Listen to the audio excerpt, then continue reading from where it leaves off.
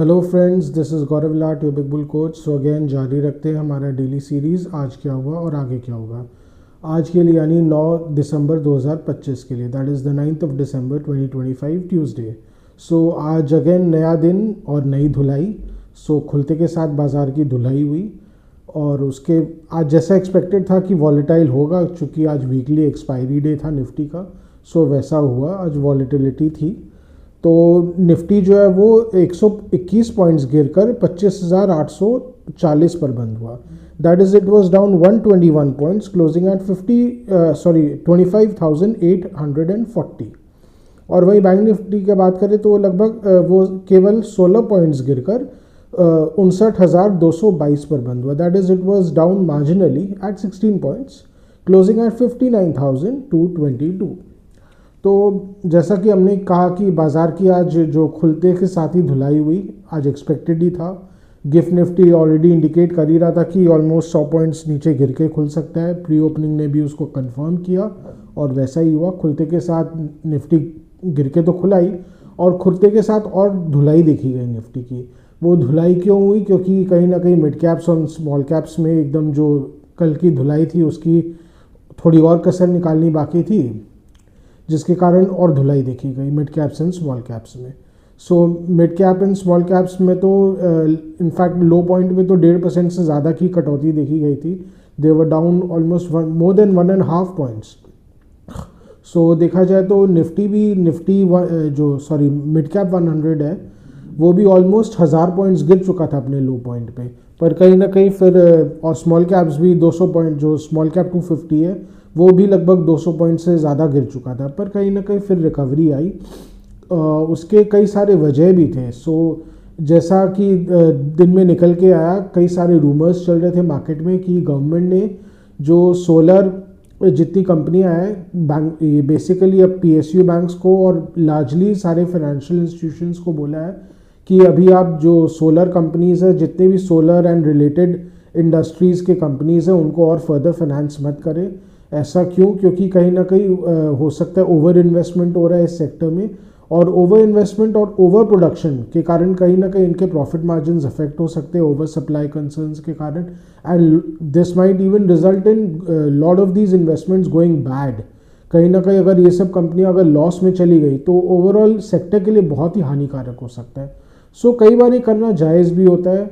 हालांकि गवर्नमेंट की तरफ से ऑलमोस्ट अगर आप देखें तो सुबह को लेट मॉर्निंग आते आते कहीं ना कहीं शायद क्लैरिफिकेशन आ गया था कि नहीं, ऐसा कुछ नहीं है, ये कुछ ना कुछ कन्फ्यूजन के कारण हुआ था। कुछ उन्होंने नोटिफिकेशन जारी किया था जिसमें क्रेडिट लिमिट्स को लेके एक्चुअली लिमिट्स डाले गए थे, बट उसको बेसिकली लिया गया कि गवर्नमेंट जो है वो कर्ब कर रही है, रिस्ट्रिक्शंस डाल रही है फर्दर फाइनेंसिंग में।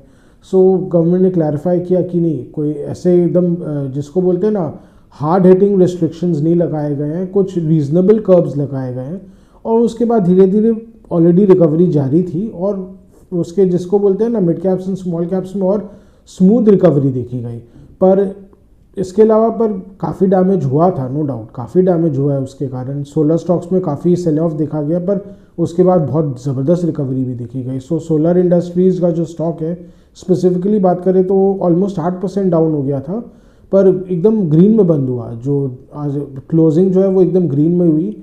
पर ओवरऑल अगर आप ऊपर से देखें तो काफ़ी करेक्ट कर चुके हैं सोलर स्टॉक से, बहुत ओवर वैल्यूड भी हो गए थे। अगर आप पीई के टर्म्स में देखें तो ऊपर में जैसे ये सब स्टॉक्स के 100 से ज़्यादा के पीई हो गए थे, प्राइस टू इक्विटी रेशियो जो है 130 140, कहीं ना कहीं बहुत अनरीजनेबल लेवल्स पे चले गए थे, और कुछ तो करेक्शन इनमें लाजमी भी था।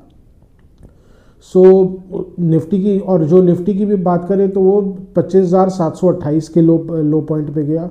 हमने कल कहा ही था कि 25,900 के अगर नीचे जाएगा तो कहीं ना कहीं मोमेंटम के कारण 25,750 तक निफ्टी जा सकता है। हालांकि उसको भी तोड़ते हुए नीचे गया और उसके बाद लेकिन रिकवरी अच्छी देखी गई। सो निफ्टी में ऑलमोस्ट ग्रीन में आ ही चुका था दिन में आते आते, पर कहीं ना कहीं जिसको बोलते हैं ना 200 जो मूविंग एवरेज है, अगर आप चार्ट्स में देखें तो उसके ऊपर निफ्टी स्ट्रगल करते हुए दिखा। उसके ऊपर आते आते 25,900 के ऊपर निफ्टी जैसे सस्टेन नहीं कर पा रहा था। सो जिसके कारण हमने देखा कि निफ्टी धीरे धीरे बाय क्लोज ऑफ ट्रेड वापस नीचे आ गया। सो कहीं ना कहीं जो क्लोजिंग है निफ्टी की, अगर टेक्निकली देखा जाए तो थोड़ी वीक ही रही थी। और कहीं ना कहीं इसके कारण हो सकता है निफ्टी क्या पता कल कल या आने वाले हो सकता है परसों क्या पता अपने जो लो को फिर से टेस्ट भी कर सकता है। सो जो लो आज का पॉइंट बना है 25,728 को कहीं ना कहीं क्या पता निफ्टी टेस्ट भी करे कल, बिकॉज गिफ्ट निफ्टी में भी कुछ वीकनेस देखी जा रही है।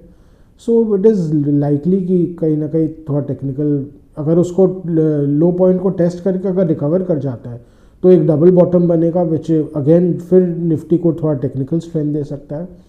बट इस बीच let's see mid caps and small caps तो आज नो डाउट ग्रीन में बंद हुए हैं, बट कल हो पाएगा कि नहीं लेट्स सी, बिकॉज कहीं ना कहीं एक बेरिश पुश तो मिल गया इनको। और भी कई सारे थोड़े मार्जिनली वीक ट्रिगर्स हैं मार्केट में, वो ऐसे है कि ट्रम्प बाबू ने फिर से भारत पे धावा बोल दिया है। अब वो थ्रेट कर रहे हैं कि भारत के जो राइस एक्सपोर्ट्स है यूनाइटेड स्टेट्स को उस पर टैरिफ लगा देंगे कि भारत राइस डंप कर रहा है। हालांकि कहीं ना कहीं ये थोड़ा सा शैलो भी हो सकता है। ये बेसिकली एक टारगेटिंग जिसको बोलते हैं ना, इंडिया को टारगेट करने का एक हथकंडा भी हो सकता है, क्योंकि कहीं ना कहीं भारत जो है वो ज़्यादातर अमेरिका को बहुत महंगे बासमती चावल ही एक्सपोर्ट करता है, जो कि काफ़ी महंगे होते हैं। आपको मालूम ही होगा नॉर्मल चावल से काफ़ी महंगे होते हैं, और अमेरिका में उसकी अच्छी खासी डिमांड भी रहती है। तो एनआरआईज की तरफ से होती है, और ओवरऑल वहाँ के डिशेस में बासमती का अपना फ्लेवर ही है। सो कहीं ना कहीं उसकी बहुत अच्छी डिमांड रहती है, और मुझे नहीं लगता कि इसमें बहुत ज़्यादा कोई डंपिंग की वैसा कुछ है एंगल। हाँ, ये हो सकता है कि टेक्सास में ऐसे बहुत सारे राइस प्रोड्यूसिंग कंपनीज़ हैं, और ऐसी कंपनीज़ हैं जिन्होंने भारत की बासमती का, ये 20 साल पहले भी एक न्यूज़ आई थी, जिन्होंने जेनेटिक वर्जन्स बना लिए भारत की बासमती के, अपने खुद के वर्जन करके उसको पेटेंट भी करा लिया है। पर कहीं ना कहीं उनमें वो डिमांड उनमें उतनी रहती नहीं है, बिकॉज वो basically these are just copies. तो कहीं ना कहीं जो ओरिजिनल अरोमा है, ओरिजिनल फ्लेवर है, उसको वो रिटेन नहीं कर पाते हैं। सो उसके कारण कहीं ना कहीं उनको हमेशा प्रेशर में ही देखा जाता है। तो क्या पता ये एक भी हथकंडा हो सकता है भारत के जो बासमती एक्सपोर्ट्स को रोकने के, और वहाँ की कंपनीज़ के लिए, वहाँ के फार्मर्स के लिए जगह बनाने के लिए। सो ये भी एक और प्रेशर टैक्टिक की तरह भी यूज़ किया जा सकता है, क्योंकि इंडो यूएस ट्रेड नेगोशिएशंस चल ही रहे हैं। अब कब तक चलेंगे लेट्स सी। उसके अलावा इंडो ईयू ट्रेड नेगोशिएशंस भी चल ही रहे हैं। सो वहाँ जहाँ तक बोला जा रहा है क्या पता जनवरी तक हो जाएगा, क्योंकि ऐसी अटकलें हैं कि जो यूरोपियन यूनियन के जो लीडर्स हैं वो 26 जनवरी को परेड को अटेंड करेंगे। सो लेट्स सी, वहाँ पे काफ़ी ऑप्टिमिज्म है, मार्केट के लिए बहुत ऑप्टिमिस्टिक रहेगा अगर ये आउटकम आता है। तो अगर इंडो यूएस ना भी आता है तो इंडो ईयू ट्रेड अगर एफटीए हो जाता है, that will be majorly positive for Indian markets. और उसके अलावा इंडो यूएस का तो चलते ही रहेगा, पर कहीं ना कहीं अब जो अटेंशन है वो अभी एक बार के लिए शिफ्ट हो जाएगा। कल यूएस का अमेरिका का जो फेडरल रिजर्व है उसकी मीटिंग है, आज शुरू ही हुई है, और उसकी आउटकम कल रात को आएगी। सो लार्जली एक्सपेक्टेड है कि वो 25 बेसिस पॉइंट्स की कटौती करेंगे ही करेंगे, और अगर इस मीटिंग में ना भी करते हैं तो most likely January and meeting जो 31 जनवरी के आसपास रहेगा उसमें तो ज़रूर कर देंगे। सो कहीं ना कहीं दिस इज़ लार्जली एक्सपेक्टेड, क्योंकि उन पे काफ़ी प्रेशर है। इवन दो इन्फ्लेशन थ्रेट है अमेरिका में, पर कहीं ना कहीं गवर्नमेंट की तरफ से बहुत प्रेशर है, क्योंकि बॉन्ड यील्ड्स बहुत हाई हो रखे हैं अमेरिका में, 4% के ऊपर है अभी भी 10-10 ईयर यील्ड जो है वहाँ का। तो गवर्नमेंट की तरफ से प्रेशर है कि इंटरेस्ट रेट्स कट कर करके किसी भी तरह इकॉनमी को बूस्ट किया जाए, कंज्यूमर स्पेंडिंग को बूस्ट किया जाए। सो फेडरल रिजर्व पे अपने ही तरह के प्रेशर्स हैं। तो and they have no other option but to yield to it, even though inflation threat. वो बाकी मेजर थ्रेट अगर जब इन्फ्लेशन स्पाइक करेगा तब का तब दिखा जाएगा। हाँ, ये बात अलग है कि अभी जो अमेरिका में लॉकडाउन चला था इसके कारण काफ़ी सारे इकोनॉमिक डेटा भी अब बहुत डिले हो के आ रहे हैं। वहाँ का जो पीपीआई नंबर है और wholesale inflation, retail inflation data भी ठीक से अभी आया नहीं है। सो वहाँ पे अभी पिक्चर साफ़ नहीं है, वो जनवरी में ही साफ़ हो पाएगी। तो वो भी एक हो सकता है वहाँ की गवर्नमेंट के लिए एक एडवांटेज की तरह काम कर रहा है, पर लेट्स सी आगे क्या होगा। सो जहाँ तक वहाँ से हो सकता है मार्केट को थोड़ा बूस्ट मिले। उसके अलावा फेड का कमेंट्री क्या रहेगा आगे चल के लिए, सो लेट्स सी उसमें क्या होता है। पर कहीं ना कहीं कल अमेरिकन मार्केट में उसके कारण भी अमेरिकन मार्केट थोड़ा सा अभी देखा जाए तो रेंज बाउंड ही ट्रेड कर रहा है, बहुत ज़्यादा गहमा गहमी नहीं है वहाँ पे। पर अगर कोई मेजर ये कंक्लूसिव कुछ स्विंग आता है अमेरिकन मार्केट में तो उसका असर इंडियन मार्केट में भी पड़ेगा ही पड़ेगा। सो लेट्स सी वहाँ पे क्या होता है। तो अगर इंडियन मार्केट जो है, अगर निफ्टी की बात करें तो वो 25,700 को होल्ड कर लेता है मोर और लेस, तो कहीं ना कहीं फिर हो सकता है एक बार के लिए जो सेल ऑफ अभी आया है, सेल ऑफ का राउंड आया है, वो एक बार के लिए ख़त्म हो जाए। पर अगर 25,700 को होल्ड नहीं कर पाता है तो कहीं ना कहीं 25,500 को टेस्ट करने का थ्रेट तो बना रहेगा निफ्टी पे, क्योंकि अभी भी बेरिश मोमेंटम है, टेक्निकल वीकनेस अभी भी बना हुआ है। अगर आप देखें तो एशियन पेंट्स की आज अच्छी धुलाई हुई, आज 4% से ज़्यादा गिर के बंद हुआ ये स्टॉक। हालांकि इस स्टॉक ने काफ़ी अच्छी खासी रिकवरी भी की थी जब से ग्रासिम में प्रॉब्लम्स के न्यूज़ आए, तो इस स्टॉक को तो सीधा सीधा फ़ायदा हुआ। पर कहीं ना कहीं हो सकता है जो रिबाउंड आया था एशियन पेंट्स में सॉरी, तो उसको कहीं ना कहीं उस बोलते हैं ना कैनिबलाइज किया गया, उसको अच्छी तरह यूज़ किया गया है स्टक इन्वेस्टर्स द्वारा एग्जिट करने के लिए। सो दे हैव एकदम cleverly use the rebound in Asian Paints to exit. तो हो सकता है उसका भी असर आ रहा है धीरे धीरे एशियन पेंट्स के स्टॉक में।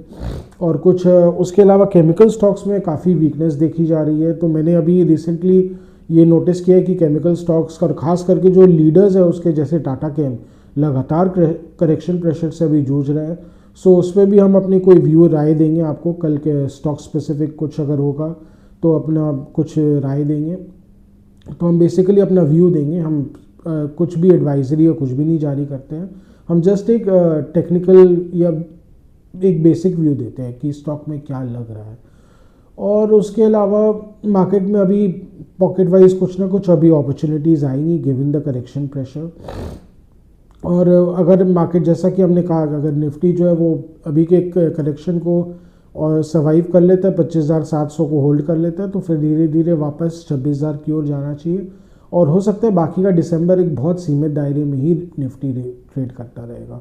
अगर ऐसा नहीं हो पाता तो फिर ऑफकोर्स नीचे का घर तो खुला ही है, पर कहीं ना कहीं हो सकता है मार्केट एक बार के लिए स्टेबलाइज कर जाएगा। बाकी और उसके अलावा अगर जियोपॉलिटिकल इवेंट्स या ऑप सिंदूर का जो थ्रेट है, ऑप सिंदूर 2.0 और ये सब का थ्रेट है, वो अगर उसके कारण कुछ फ्लेयर अप होता है तो तब जब का तब देखा जाएगा। बाकी वो मार्केट में वो कोई एंटिसिपेट तो कर नहीं सकता है कि जब होगा कब होगा, वो जब होगा तब मार्केट में उसका असर देखा जाएगा और उसके हिसाब से मार्केट का व्यू भी रिवाइज ही हो जाता है उसके कारण। सो मोटा मोटी अभी का लेखा जोखा तो यही तक रहा। आशा करें कि आपको हमारी डेली व्लॉग्स अच्छी लग रही हो। Do like share and subscribe to our channel, do hit the bell icon for regular update on our videos. And उसके अलावा अगर आपको कुछ स्टॉक स्पेसिफिक जानना हो तो please write in a comment section, या फाइनेंशियल मार्केट्स के बारे में अगर कुछ जानना हो तो again write in a comment section, we will get back to you and help you in any way possible as much as possible. And उसके अलावा अगर आपको अगर कुछ कमेंट्स देना हो या कुछ फीडबैक सजेशंस देना हो तो again write in a comment section. Your comments and feedbacks are valuable for us. They help us grow. They help us improve us. So thanks for today.